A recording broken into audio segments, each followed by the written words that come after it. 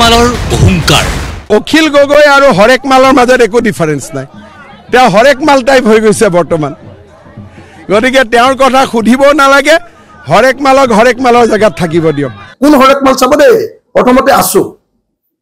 তাৰ পিছত এজিপি তাৰ আগতে আকৌ আলফা নামত পইচা তুলি কিমান খালেতো খালে তাৰ পিছত আকৌ একদম কাপোৰ খুলি পিতলো পালে তাৰ পিছত এজিপি তাৰ পিছত তেওঁ এজিপিৰ পিছত কি হৈ গ'ল এজিপিৰ পিছত তেওঁ কংগ্ৰেছৰ পিছত বিজেপি এতিয়া অকল লাষ্ট এআইডিএফটোত যদি সোমাই দিয়ে তেতিয়াহ'লে আৰু তেওঁ প্ৰপাৰ হৰেক মালটো হৈ পৰিব অখিলৰ মতে গৌৰৱক ভোট দিব লাগে কাৰণ গৌৰৱ গগৈ ভোট দিয়া মানে দেশখন বচোৱা গৌৰৱ গগৈ ভোট দিয়া মানে গণতন্ত্ৰক বচোৱা গৌৰৱ গগৈ ভোট দিয়া মানে সংবিধানখন বচোৱা গৌৰৱ গগৈ ভোট দিয়া মানে আমাৰ দেশৰ সম্পত্তি বিক্ৰী কৰাৰ বাৰণ কৰা গৌৰৱ গগৈ ভোট দিয়া মানে মূল্য বৃদ্ধিৰ বিৰুদ্ধে ভোট দিয়া গৌৰৱ গগৈ ভোট দিয়া মানে এজন স্বাভিমানী অসমীয়াক ভোট দিয়া এজন সাংসদ হ'বৰ কাৰণে তিনিটা কোৱালিটিৰ খুব প্ৰয়োজন প্ৰথম কথা ভাষা জ্ঞান যিটো তপন গগৈ একেবাৰে নাই না হিন্দী ক'ব পাৰে না ইংৰাজী ক'ব পাৰে দ্বিতীয়টো হ'ল বিষয়বস্তুৰ ওপৰত জ্ঞান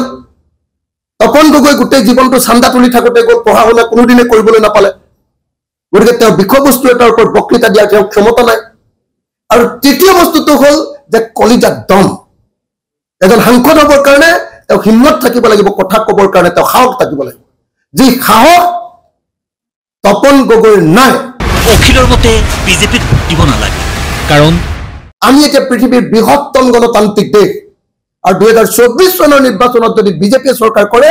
আমি হৈ যাম পৃথিৱীৰ বৃহত্তম ধৰ্মীয় মৌলবাদী দেশ যি আমাৰ মহাপুৰুষীয় পৰম্পৰাক অন্যায় কৰিব খোজে যি বাহিৰৰ পৰা অনা ধৰ্মক ইয়াত জাপি দিব খোজে যি উত্তৰ ভাৰতীয় ধৰ্মক ইয়াত জাপি দিব খোজে মাত্ৰ টকা 25,000 দি আমাৰ নামঘৰৰ গোটেই সমাজখনক কিনিবৰ কাৰণে বিজেপিয়ে যি কাম কৰিব খুজিছে তাত পতিয়ন নাযাবলৈ আৰু যি নামঘৰত তেনেকৈ বিজেপিয়ে টকা দিছে তাৰ সমগ্ৰ নামঘৰৰ যিমানবিলাক মানুহ আছে সকলো পৰিয়ালে বিজেপিৰ বিৰুদ্ধে ভোটদান কৰিব লাগে বুলি মই আহ্বান জনাইছো এইবাৰ অখিলৰ অভিযোগ আৰু আশংকা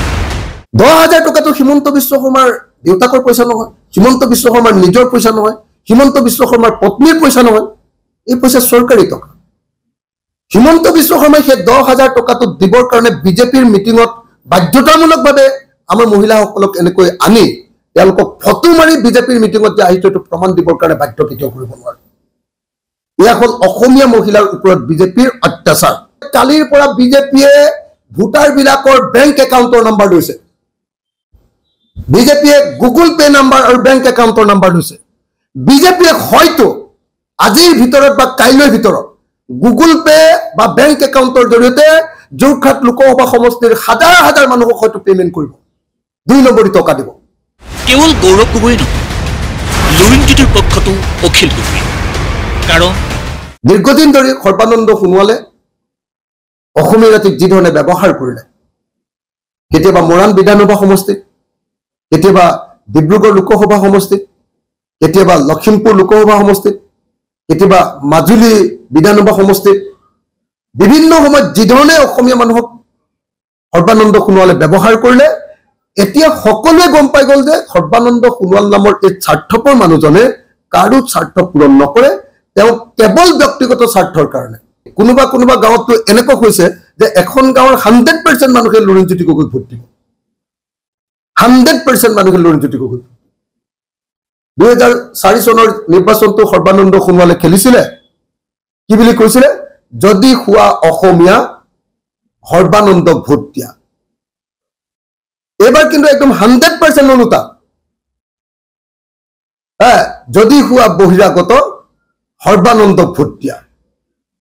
এনেকুৱা পৰিস্থিতিৰ সৃষ্টি হৈছে আৰু লুৰিণজ্যোতিৰ ক্ষেত্ৰত দেখা গৈছে যে যদি হোৱা অসমীয়া লুৰিণজ্যোতিক ভোট দিয়া